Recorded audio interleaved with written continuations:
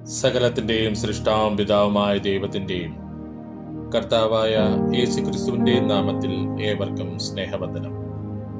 ഇന്ന് ഓഗസ്റ്റ് 17. ഇന്ന് നമ്മൾ വായിക്കുന്ന ആദ്യത്തെ വായനാ ഭാഗം രാജാക്കന്മാർ 1-ാം പുസ്തകം 12-ാം അധ്യായം. രാജാക്കന്മാർ 1-ാം പുസ്തകം 12-ാം അധ്യായം 1-ാം വാക്യം മുതൽ. രഹബയാമിനെ രാജാവാക്കേണ്ടതിന് എല്ലാ ഇസ്രായേലും ശേഖേമിൽ വന്നിരുന്നത് കൊണ്ട് അവനും ശേഖേമിൽ ചെന്നു. നേബാത്തിന്റെ മകനായ യൊരോബയാം മിസ്രൈമിൽ അത് കേട്ടാറെ ശലോമോൻ രാജാവിന്റെ സന്നിധിയിൽ നിന്ന് യൊരോബയാം മിസ്രൈമിൽ ഓടിപ്പോയി അവിടെ പാർത്തിരിക്കുമ്പോൾ അവർ ആളയച്ച് അവനെ വിളിപ്പിച്ചിരുന്നു. യൊരോബയാമും ഇസ്രായേൽ സഭയൊക്കെയും വന്ന് രഹബയാമിനോട് സംസാരിച്ചു. നിന്റെ അപ്പൻ ഭാരമുള്ള നുകം ഞങ്ങളുടെ മേൽ വെച്ചു. നിന്റെ അപ്പന്റെ കഠിനവേലയും അവൻ ഞങ്ങളുടെ മേൽ വെച്ചിരിക്കുന്ന ഭാരമുള്ള നുകവും നീ ഭാരം കുറച്ചു തരണം. എന്നാൽ ഞങ്ങൾ നിന്നെ സേവിക്കാം എന്ന് പറഞ്ഞു. അവൻ അവരോട്, നിങ്ങൾ പോയി 3 ദിവസം കഴിഞ്ഞിട്ട് വീണ്ടും എന്റെ അടുക്കൽ വരുവിൻ എന്ന് പറഞ്ഞു. അങ്ങനെ ജനം പോയി. രഹബയാം രാജാവ് തന്റെ അപ്പനായ ശലോമോന്റെ ജീവകാലത്ത് അവന്റെ സന്നിധിയിൽ നിന്നിരുന്ന വൃദ്ധന്മാരോട് ആലോചിച്ചു. ഈ ജനത്തോട് ഉത്തരം പറയേണ്ടതിന് നിങ്ങൾ എന്ത് ആലോചന പറയുന്നു എന്ന് ചോദിച്ചു.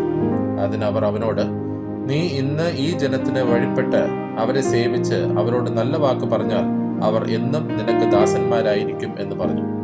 എന്നാൽ വൃദ്ധന്മാർ തന്നോട് പറഞ്ഞ ആലോചന അവൻ ത്യജിച്ച് തന്നോടുകൂടെ വളർന്നവരായി തന്റെ മുമ്പിൽ നിൽക്കുന്ന യൗവനക്കാരോട് ആലോചിച്ചു. നിന്റെ അപ്പൻ ഞങ്ങളുടെ മേൽ വെച്ചിരിക്കുന്ന നുകം ഭാരം കുറച്ചു തരണം എന്നിങ്ങനെ എന്നോട് സംസാരിച്ചിട്ടുള്ള ഈ ജനത്തോട് നാം ഉത്തരം പറയേണ്ടതിന് നിങ്ങൾ എന്ത് ആലോചന പറയുന്നു എന്ന് അവരോട് ചോദിച്ചു. അവനോടുകൂടെ വളർന്നിരുന്ന യൗവനക്കാർ അവനോട്, നിന്റെ അപ്പൻ ഭാരമുള്ള നുകം ഞങ്ങളുടെ മേൽ വെച്ചു. നീ അത് ഞങ്ങൾക്ക് ഭാരം കുറച്ചു തരണമെന്ന് നിന്നോട് പറഞ്ഞ ഈ ജനത്തോട്, എന്റെ ചെറുവിരൽ എന്റെ അപ്പന്റെ അരയേക്കാൾ വണ്ണമുള്ളതായിരിക്കും. എന്റെ അപ്പൻ നിങ്ങളുടെ മേൽ ഭാരമുള്ള നുകം വെച്ചിരിക്കെ ഞാൻ നിങ്ങളുടെ നുകത്തിന് ഭാരം കൂട്ടും. എന്റെ അപ്പൻ നിങ്ങളെ ചമ്മട്ടി കൊണ്ട് ദണ്ഡിപ്പിച്ചു, ഞാനോ തേളുകളെ കൊണ്ട് നിങ്ങളെ ദണ്ഡിപ്പിക്കും എന്നിങ്ങനെ നീ ഉത്തരം പറയണം എന്ന് പറഞ്ഞു. 3-ാം ദിവസം എന്റെ അടുക്കൽ വീണ്ടും വരുവിൻ എന്ന് രാജാവ് പറഞ്ഞതുപോലെ യൊരോബയാമും സകല ജനവും 3-ാം ദിവസം രഹബയാമിന്റെ അടുക്കൽ ചെന്നു. എന്നാൽ രാജാവ് ജനത്തോട് കഠിനമായി ഉത്തരം പറഞ്ഞു. വൃദ്ധന്മാർ തന്നോട് പറഞ്ഞ ആലോചനയെ അവൻ ത്യജിച്ചു. യൗവനക്കാരുടെ ആലോചന പോലെ അവരോട്, എന്റെ അപ്പൻ ഭാരമുള്ള നുകം നിങ്ങളുടെ മേൽ വെച്ചു, ഞാനോ നിങ്ങളുടെ നുകത്തിന് ഭാരം കൂട്ടും. എന്റെ അപ്പൻ നിങ്ങളെ ചമ്മട്ടി കൊണ്ട് ദണ്ഡിപ്പിച്ചു, ഞാനോ തേളുകളെ കൊണ്ട് നിങ്ങളെ ദണ്ഡിപ്പിക്കും എന്ന് ഉത്തരം പറഞ്ഞു. ഇങ്ങനെ രാജാവ് ജനത്തിന്റെ അപേക്ഷ കേട്ടില്ല. യഹോവ ശീലോന്യനായ അഹിയാവ് മുഖാന്തരം നേബാത്തിന്റെ മകനായ യൊരോബയാമിനോട് അരുളി ചെയ്ത വചനം നിവൃത്തിയാകേണ്ടതിന് ഈ കാര്യം യഹോവയുടെ ഹിതത്താൽ സംഭവിച്ചു. രാജാവ് തങ്ങളുടെ അപേക്ഷ കേൾക്കയില്ലെന്ന് എല്ലാ ഇസ്രായേലും കണ്ടപ്പോൾ ജനം രാജാവിനോട്, ദാവീദിങ്കൽ ഞങ്ങൾക്ക് എന്ത് ഓഹരിയുള്ളൂ? ഈശായുടെ മകൻകൾ ഞങ്ങൾക്ക് അവകാശമില്ലല്ലോ. ഇസ്രായേലെ, നിങ്ങളുടെ കൂടാരങ്ങളിലേക്ക് പൊയ്ക്കൊള്ളുവിൻ. ദാവീദേ, നിന്റെ ഗൃഹം നോക്കിക്കൊള്ളുക എന്നുത്തരം പറഞ്ഞു. ഇസ്രായേൽ തങ്ങളുടെ കൂടാരങ്ങളിലേക്ക് പോയി. യഹൂദ നഗരങ്ങളിൽ പാർത്തിരുന്ന ഇസ്രായേലിയർക്കോ രഹബയാം രാജാവായി തീർന്നു. പിന്നെ രഹബയാം രാജാവ് ഊഴിയവേലയ്ക്ക് മേൽവിചാരകനായ ആദോരാമിനെ അയച്ചു. എന്നാൽ ഇസ്രായേൽ ഒക്കെയും അവനെ കല്ലെറിഞ്ഞു കൊന്നുകളഞ്ഞു. രഹബയാം രാജാവോ വേഗത്തിൽ രഥം കയറി യെരുശലേമിലേക്ക് ഓടിപ്പോന്നു. ഇങ്ങനെ ഇസ്രായേൽ ഇന്നുവരെ ദാവീദ് ഗൃഹത്തോട് മത്സരിച്ചു നിൽക്കുന്നു. യൊരോബയാം മടങ്ങിവന്ന് എന്ന് ഇസ്രായേൽ ഒക്കെയും കേട്ടപ്പോൾ അവർ ആളയച്ച് അവനെ സഭയിലേക്ക് വിളിപ്പിച്ച് അവനെ എല്ലാ ഇസ്രായേലിനും രാജാവാക്കി. യഹൂദ ഗോത്രം മാത്രമല്ലാതെ മറ്റാരും ദാവീദ് ഗൃഹത്തിന്റെ പക്ഷം ചേർന്നില്ല. രഹബയാം യെരുശലേമിൽ വന്ന ശേഷം ഇസ്രായേൽ ഗൃഹത്തോട് യുദ്ധം ചെയ്ത് രാജത്വം ശലോമോന്റെ മകനായ രഹബയാമിന് വീണ്ടുകൊള്ളേണ്ടതിന് അവൻ യഹൂദ ഗൃഹം മുഴുവനിലും ബെന്യാമീന്റെ ഗോത്രത്തിൽ നിന്നും ശ്രേഷ്ഠ യോദ്ധാക്കളായ 1,86,000 പേരെ ശേഖരിച്ചു. എന്നാൽ ദൈവപുരുഷനായ ശെമയ്യാവിന് ദൈവത്തിന്റെ അരുളപ്പാടുണ്ടായതെന്നാൽ, നീ ശലോമോന്റെ മകനായി യഹൂദ രാജാവായ രഹബയാമിനോടും യഹൂദായുടെയും ബെന്യാമിന്റെയും സകല ഗൃഹത്തോടും ശേഷം ജനത്തോടും പറക, നിങ്ങൾ പുറപ്പെടരുത്. നിങ്ങളുടെ സഹോദരന്മാരായ ഇസ്രായേൽ മക്കളോട് യുദ്ധം ചെയ്യുകയും അരുത്. ഓരോരുത്തൻ താന്താന്റെ വീട്ടിലേക്ക് മടങ്ങിപ്പോകുവിൻ. ഈ കാര്യം എന്റെ ഹിതത്താൽ ഉണ്ടായിരിക്കുന്നു എന്നിപ്രകാരം യഹോവ അരുളി ചെയ്തു. അവർ യഹോവയുടെ അരുളപ്പാട് അനുസരിച്ച് യഹോവയുടെ കൽപ്പന പ്രകാരം മടങ്ങിപ്പോയി. അനന്തരം യൊരോബയാം എഫ്രൈം മലനാട്ടിൽ ശേഖേം പണിത് അവിടെ പാർത്തു. അവൻ അവിടെ നിന്ന് പുറപ്പെട്ട് പെനുവേലും പണിതു. എന്നാൽ യൊരോബെയാം തന്റെ മനസ്സിൽ, രാജത്വം വീണ്ടും ദാവീദ് ഗൃഹത്തിന് ആയിപ്പോകും. ഈ ജനം യെരൂശലേമിൽ യഹോവയുടെ ആലയത്തിൽ യാഗം കഴിപ്പാൻ ചെന്നാൽ ഈ ജനത്തിന്റെ ഹൃദയം യെഹൂദ രാജാവായ രെഹബെയാം എന്ന തങ്ങളുടെ യജമാനങ്കലേക്ക് തിരികെയും അവർ എന്നെ കൊന്ന് യഹൂദ രാജാവായ രെഹബെയാമിന്റെ പക്ഷം ചേരുകയും ചെയ്യും എന്ന് പറഞ്ഞു. ആകയാൽ രാജാവ് ആലോചിച്ച് പൊന്നുകൊണ്ട് 2 കാളക്കുട്ടിയെ ഉണ്ടാക്കി. നിങ്ങൾ യെരൂശലേമിൽ പോയത് മതി. ഇസ്രായേലേ, ഇതാ നിന്നെ മിസ്രൈമിൽ നിന്ന് കൊണ്ടുവന്ന നിന്റെ ദൈവം എന്ന് അവരോട് പറഞ്ഞു. അവൻ ഒന്നിനെ ബേഥേലിലും മറ്റേതിനെ ദാനിലും പ്രതിഷ്ഠിച്ചു. ഈ കാര്യം പാപഹേതുവായി തീർന്നു. ജനം ഒന്നിന്റെ മുമ്പിൽ നമസ്കരിപ്പാൻ ദാൻ വരെ ചെന്നു. അവൻ പൂജാഗിരി ക്ഷേത്രങ്ങളും ഉണ്ടാക്കി സർവ്വജനത്തിൽ നിന്നും ലേവ്യരല്ലാത്തവരെ പുരോഹിതന്മാരായി നിയമിച്ചു. യഹൂദായിൽ ആചരിച്ചു വന്ന ഉത്സവം പോലെ യൊരോബെയാം 8-ാം മാസം 15-ാം തീയതി ഒരു ഉത്സവം നിശ്ചയിച്ച് യാഗപീഠത്തെങ്കിൽ ചെന്നു.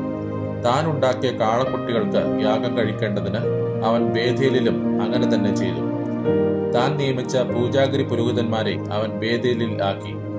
അവൻ സ്വമേധയായി നിശ്ചയിച്ച 8-ാം മാസം 15-ാം തീയതി താൻ ബേഥേലിൽ ഉണ്ടാക്കിയ യാഗപീഠത്തെങ്കിൽ ചെന്ന് ഇസ്രായേൽ മക്കൾക്ക് ഒരു ഉത്സവം നിയമിച്ച് പീഠത്തിനരികെ ചെന്ന് ധൂപം കാട്ടി. ഇന്ന് നമ്മൾ വായിക്കുന്ന 2-ാമത്തെ വായനാ ഭാഗം യിരെമ്യാ പ്രവാചകന്റെ പുസ്തകം 38-ാം അധ്യായം. യിരെമ്യാ പ്രവാചകന്റെ പുസ്തകം 38-ാം അധ്യായം 1-ാം വാക്യം മുതൽ. യഹോവ ഇപ്രകാരം അരുളി ചെയ്യുന്നു: ഈ നഗരത്തിൽ പാർക്കുന്നവൻ വാൾ കൊണ്ടും ക്ഷാമം കൊണ്ടും മഹാമാരി കൊണ്ടും മരിക്കും. കൽദേരുടെ അടുക്കൽ ചെന്ന് ചേരുന്നവനോ ജീവനോടെയിരിക്കും. അവന്റെ ജീവൻ അവന് കൊള്ള കിട്ടിയതുപോലെ ഇരിക്കും. അവൻ ജീവനോടിരിക്കും എന്നും യഹോവ ഇപ്രകാരം അരുളി ചെയ്യുന്നു. ഈ നഗരം നിശ്ചയമായി ബാബേൽ രാജാവിന്റെ സൈന്യത്തിന്റെ കയ്യിൽ ഏൽപ്പിക്കപ്പെടും.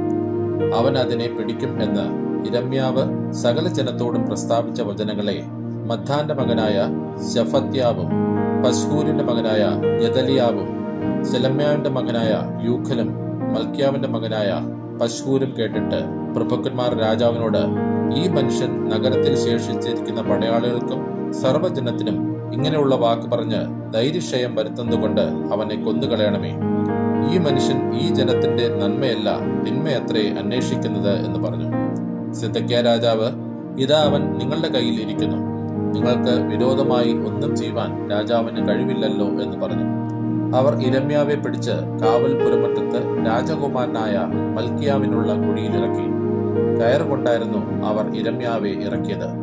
കുഴിയിൽ ചെളിയല്ലാതെ വെള്ളമില്ലായിരുന്നു. യിരെമ്യാവ് ചെളിയിൽ താണു. അവർ യിരെമ്യാവെ കുഴിയിൽ ഇട്ടുകളഞ്ഞു എന്ന് രാജഗൃഹത്തിൽ ഉണ്ടായിരുന്ന കൂശനായ ഏബേദ് മേലെക് എന്ന ഷണ്ഡൻ കേട്ടു. അന്ന് രാജാവ് ബെന്യാമിൻ വാതിൽക്കൽ ഇരിക്കുകയായിരുന്നു. ഏബേദ് മേലെക് രാജഗൃഹത്തിൽ നിന്ന് ഇറങ്ങിച്ചെന്ന് രാജാവിനോട് സംസാരിച്ചു.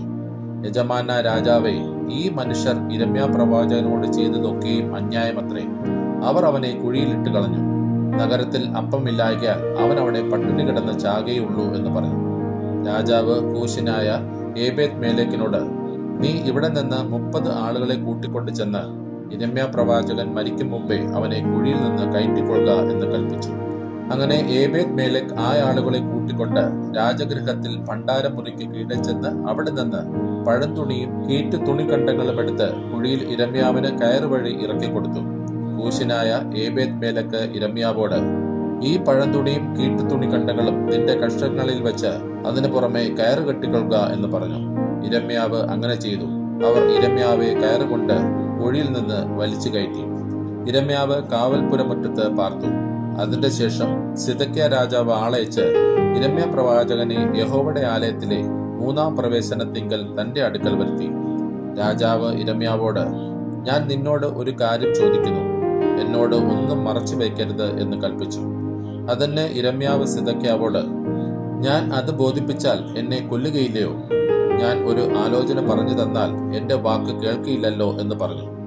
സിദെക്കീയാ രാജാവ്, ഈ പ്രാണനെ സൃഷ്ടിച്ചു തന്ന യഹോവയാണേ, ഞാൻ നിന്നെ കൊല്ലുകയില്ല. നിനക്ക് പ്രാണഹാനി വരുത്തുവാൻ നോക്കുന്ന ഈ മനുഷ്യരുടെ കയ്യിൽ ഞാൻ നിന്നെ ഏൽപ്പിക്കുകയുമില്ല എന്ന് യിരെമ്യാവോട് രഹസ്യമായി സത്യം ചെയ്തു. എന്നാറെ യിരെമ്യാവ് സിദെക്കീയാവോട്, ഇസ്രായേലിന്റെ ദൈവമായി സൈന്യങ്ങളുടെ ദൈവമായ യഹോവ ഇപ്രകാരം അരുളി ചെയ്യുന്നു: ബാബേൽ രാജാവിന്റെ പ്രഭുക്കന്മാരുടെ അടുക്കൽ പുറത്തു ചെന്നാൽ നിനക്ക് പ്രാണരക്ഷയുണ്ടാകും. ഈ നഗരത്തെ തീ വെച്ച് ചുട്ടുകളയുകയുമില്ല. നീയും നിന്റെ ഗ്രഹവും ജീവനോടെ ഇരിക്കും. നീ ബാബേൽ രാജാവിന്റെ പ്രഭുക്കന്മാരുടെ അടുക്കൽ പുറത്തു ചെല്ലാഞ്ഞാലോ ഈ നഗരം കൽദയരുടെ കയ്യിൽ ഏൽപ്പിക്കപ്പെടും. അവർ അതിനെ തീ വെച്ച് ചുട്ടുകളയും. നീ അവരുടെ കയ്യിൽ നിന്ന് തെറ്റി ഒഴിയുകയുമില്ല എന്ന് പറഞ്ഞു. സിദെക്കീയ രാജാവ് യിരെമ്യാവോട്, കൽദയർ എന്നെ അവരുടെ പക്ഷം ചേർന്നിരിക്കുന്ന യഹൂദന്മാരുടെ കയ്യിൽ ഏൽപ്പിക്കുകയും അവർ എന്നെ അപമാനിക്കുകയും ചെയ്യുമെന്ന് ഞാൻ ഭയപ്പെടുന്നു എന്ന് പറഞ്ഞു. അതിന് യിരെമ്യാവ് പറഞ്ഞത്, അവർ നിന്നെ ഏൽപ്പിക്കുകയില്ല. ഞാൻ ബോധിപ്പിക്കുന്ന യഹോവയുടെ വചനം കേൾക്കണമേ, എന്നാൽ നിനക്ക് നന്നായിരിക്കും, നിനക്ക് പ്രാണരക്ഷയുണ്ടാകും. പുറത്തു ചെല്ലുവാൻ നിനക്ക് മനസ്സില്ലെങ്കിലോ യഹോവ വെളിപ്പെടുത്തി തന്ന അരുളപ്പാടാവിത്. യഹൂദ രാജാവിന്റെ അരമനയിൽ ശേഷിച്ചിരിക്കുന്ന സകല സ്ത്രീകളും പുറത്ത് ബാബേൽ രാജാവിന്റെ പ്രഭുക്കന്മാരുടെ അടുക്കൽ പോകേണ്ടി വരും. നിന്റെ ചങ്ങാതിമാർ നിന്നെ വശീകരിച്ച് തോൽപ്പിച്ചു, നിന്റെ കാൽ ചെളിയിൽ താണപ്പോൾ പിന്മാറിക്കളഞ്ഞു എന്ന് അവർ പറയും. നിന്റെ സകല ഭാര്യമാരെയും മക്കളെയും പുറത്ത് കൽദയരുടെ അടുക്കൽ കൊണ്ടുപോകും. നീയും അവരുടെ കയ്യിൽ നിന്ന് ഒഴിഞ്ഞു പോകാതെ ബാബേൽ രാജാവിന്റെ കയ്യിൽ അകപ്പെടും. ഈ നഗരത്തെ തീ വെച്ച് ചുട്ടുകളയുന്നതിന് നീ ഹേതുവാകും. സിദെക്കീയാവ് യിരെമ്യാവോട് പറഞ്ഞത്, ഈ കാര്യം ആരും അറിയരുത്, എന്നാൽ നീ മരിക്കയില്ല. ഞാൻ നിന്നോട് സംസാരിച്ച പ്രകാരം പ്രഭുക്കന്മാർ കേട്ടിട്ട് നിന്റെ അടുക്കൽ വന്ന്, നീ രാജാവിനോട് എന്ത് സംസാരിച്ചു ഞങ്ങളോട് പറക, ഒന്നും മറച്ചു വെക്കരുത്, ഞങ്ങൾ നിന്നെ കൊല്ലുകയില്ല. രാജാവ് നിന്നോട് എന്ത് സംസാരിച്ചു എന്നിങ്ങനെ ചോദിച്ചാൽ നീ അവരോട്, യോനാഥാന്റെ വീട്ടിൽ കിടന്ന് മരിക്കാതെ ഇരിക്കേണ്ടതിന് എന്നെ വീണ്ടും അവിടെ അയക്കരുതേ എന്ന് ഞാൻ രാജസന്നിധിയിൽ സങ്കടം ബോധിപ്പിക്കുകയായിരുന്നു എന്ന് പറയണം.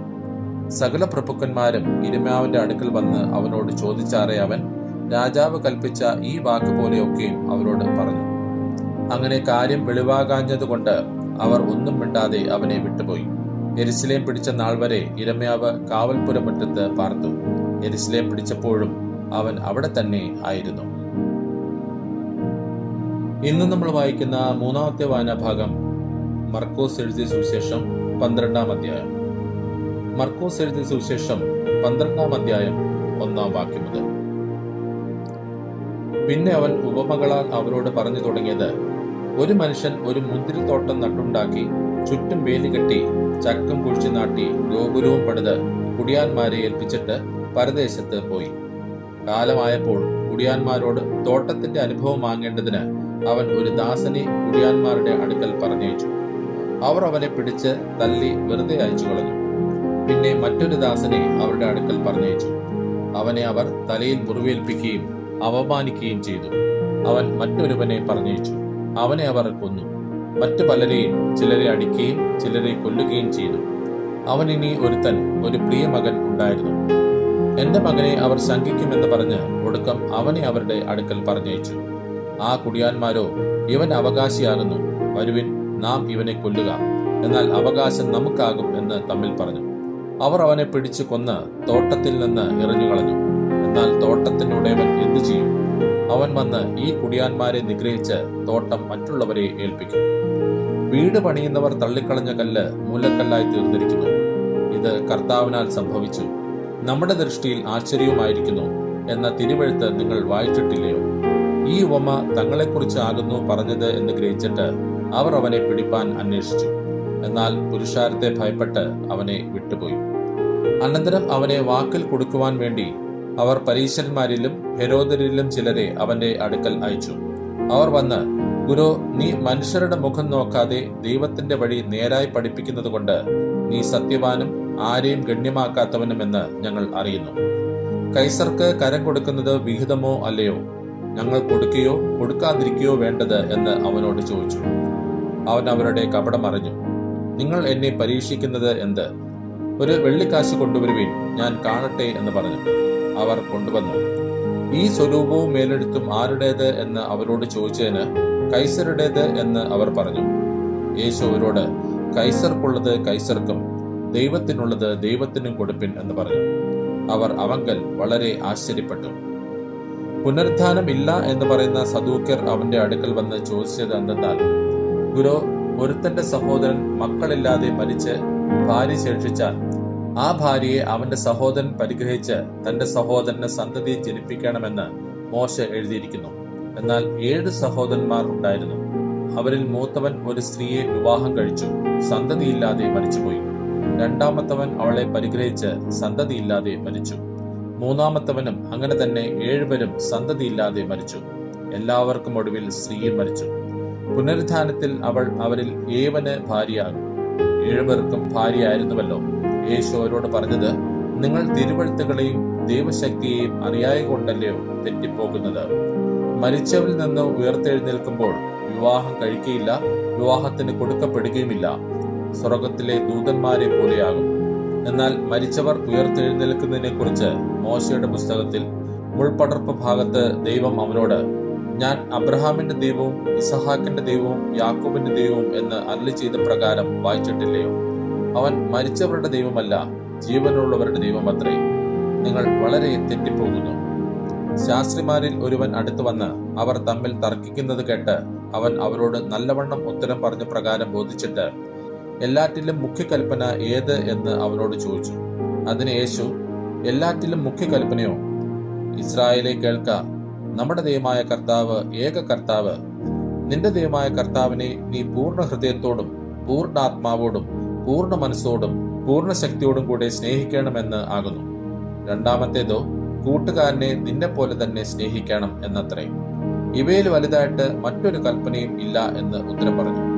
ശാസ്ത്രി അവനോട്, നന്നു ഗുരു, നീ പറഞ്ഞത് സത്യം തന്നെ.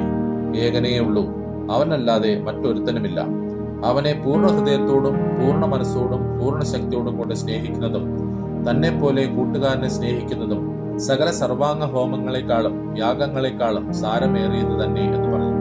അവൻ ബുദ്ധിയോടെ ഉത്തരം പറഞ്ഞുവെന്ന് യേശു കണ്ടിട്ട്, നീ ദൈവരാജ്യത്തോട് അകന്നവനല്ല എന്ന് പറഞ്ഞു. അതിനുശേഷം അവനോട് ആരും ഒന്നും ചോദിപ്പാൻ തുനിഞ്ഞില്ല. യേശു ദൈവാലയത്തിൽ ഉപദേശിച്ചുകൊണ്ട് പറഞ്ഞു തുടങ്ങിയത്, ക്രിസ്തു ദാവീദിന്റെ പുത്രൻ എന്ന് ശാസ്ത്രിമാർ പറയുന്നത് എങ്ങനെ? കർത്താവ് എന്റെ കർത്താവിനോട്, ഞാൻ നിന്റെ ശത്രുക്കളെ നിന്റെ പാദപീഠമാക്കുവോളം എന്റെ വലത്ത് ഭാഗത്തിരിക്ക എന്ന് അരുളി ചെയ്തു എന്ന് ദാവീദ് താൻ പരിശുദ്ധാത്മാവിലായി പറയുന്നു. ദാവീദ് തന്നെ അവനെ കർത്താവ് എന്ന് പറയുന്നുവല്ലോ. പിന്നെ അവന്റെ പുത്രനാകുന്നത് എങ്ങനെ? എന്നാൽ വലിയ പുരുഷാരം അവന്റെ വാക്ക് സന്തോഷത്തോടെ കേട്ടുപോന്നു. അവൻ തന്റെ ഉപദേശത്തിൽ അവരോട്, അങ്കികളോട് നടക്കുന്നതും അങ്ങാടിയിൽ വന്ദനവും പള്ളിയിൽ മുഖ്യാസനവും അത്താഴത്തിൽ പ്രധാന സ്ഥലവും ഇച്ഛിക്കുന്ന ശാസ്ത്രിമാരെ സൂക്ഷിച്ചുകൊള്ളുവിൻ. അവർ വിധവമാരുടെ വീടുകളെ വിഴുങ്ങുകയും ഉപായത്താൽ നീണ്ട പ്രാർത്ഥന കഴിക്കുകയും ചെയ്യുന്നു. അവർക്ക് ഏറ്റവും വലിയ ശിക്ഷാവിധി വരും എന്ന് പറഞ്ഞു. പിന്നെ യേശു ശ്രീ ഭണ്ഡാരത്തിന് നേരെ ഇരിക്കുമ്പോൾ പുരുഷാരം ഭണ്ഡാരത്തിൽ പണമിടുന്നത് നോക്കിക്കൊണ്ടിരുന്നു. ധനവാന്മാർ പലരും വളരെയിട്ടു. ദരിദ്രയായ ഒരു വിധവ വന്ന് 1 പൈസക്ക് ശരിയായ 2 കാശിട്ടു. അപ്പോൾ അവൻ ശിഷ്യന്മാരെ അടുക്കൽ വിളിച്ച്, ഭണ്ഡാരത്തിലിട്ട എല്ലാവരെക്കാളും ഈ ദരിദ്രയായ വിധവ അധികമിട്ടിരിക്കുന്നു എന്ന് ഞാൻ സത്യമായിട്ട് നിങ്ങളോട് പറയുന്നു. എല്ലാവരും തങ്ങളുടെ സമൃദ്ധിയിൽ നിന്ന് ഇട്ടു, ഇവളോ തന്റെ ഇല്ലായ്മയിൽ നിന്ന് തനിക്കുള്ളതൊക്കെയും തന്റെ ഉപജീവനം മുഴുവനും ഇട്ടു എന്ന് അവരോട് പറഞ്ഞു. ഇന്ന് നമ്മൾ വായിച്ചു കേട്ട ഈ വേദഭാഗങ്ങളാൽ പിതാവായ ദൈവത്തിങ്കിൽ നിന്നും കർത്താവായ യേശു ക്രിസ്തുവിങ്കിൽ നിന്നും ഏവർക്കും കൃപയും കനിവും സമാധാനവും ഉണ്ടാകട്ടെ. ആമേൻ.